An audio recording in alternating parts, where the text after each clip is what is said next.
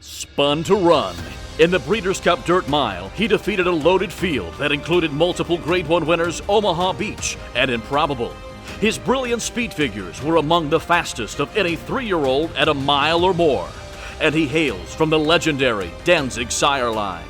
Multiple graded stakes winner, millionaire, Breeders' Cup champion, Spun to run, new for 2021, standing at Gainesway. Well, I couldn't think of a better way to spend St. Patrick's Day than with my favorite Irish person, Marty McGee, who helps me with put together the Derby Watch Top 20 every week. Marty, how's it going?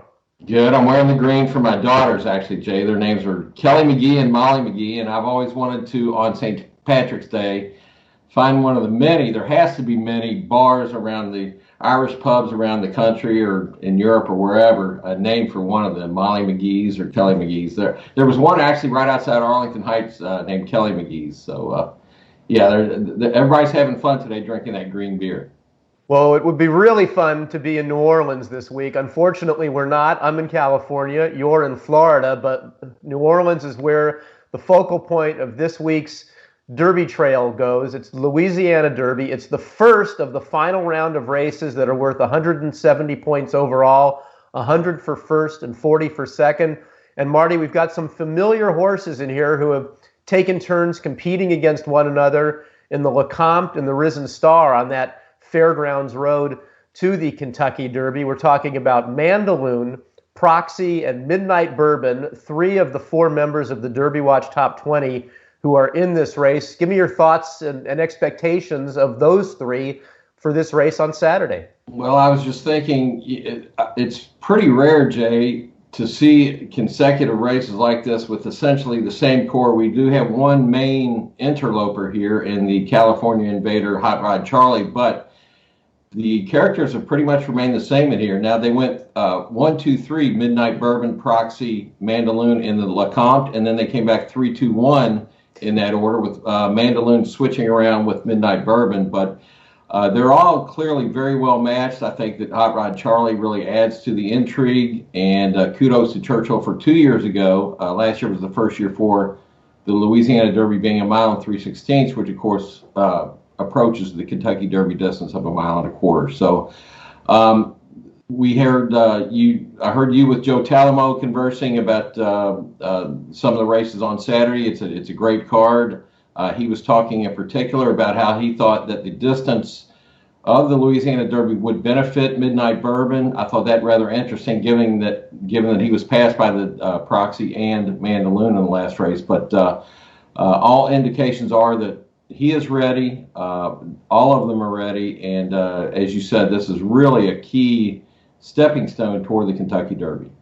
Well, as far as Mandaloun goes, Marty, he's a horse that I had wanted to see take a step forward. I thought his reputation sort of exceeded his accomplishments prior to the Risen Star, but they added blinkers for him last time, and I thought that was a much improved performance for him. I liked the way he was much more into the race. I liked the way he finished the race off, and I think the race appears, at least of the ones that have been competing there, goes through him on Saturday. Proxy is going to be adding blinkers for this race, and the hope is that he'll be more focused throughout the race by his trainer, Mike Stidham. So certainly an important race, and these horses are going to have plenty of time after this race to be ready for the Kentucky Derby. It's 6 weeks out from that. You know, you were mentioning Hot Rod Charlie. He's the interloper for this race, shipping in from California, and Joel Rosario has the mount on him. Marty, I think this horse has a huge chance on Saturday. I think he's going to be better with racing. He ran, I thought, a good race in his first start as a 3-year-old, but what gives me the belief that he's going to run well this Saturday is the way he's trained coming out of the race. He has trained brilliantly at Santa Anita heading into this race, and I'm expecting a pretty big performance from him. What are your thoughts on Hot Rod Charlie? He's one of the fringe players in here, Jay. He should be, I would guess, around 4 to 1 or so with Rosario up. I thought it was interesting right out of the Lewis that Doug pinpointed this particular race, and it's pretty much an all-in, all-out kind of thing, because this will be his only attempt in the 3-month span between the Lewis and the Kentucky Derby. So Doug O'Neill has won. He's not listed as trainer here. Leandro O'Mara is the trainer listed here for this particular race because of a suspension that Doug is serving in California. But as we all know, Doug has won the Kentucky Derby twice, and he knows what he's doing. So I like hearing you say that Hot Rod Charlie has been training as well as he has, and I think he's in there with as good a chance as any, actually.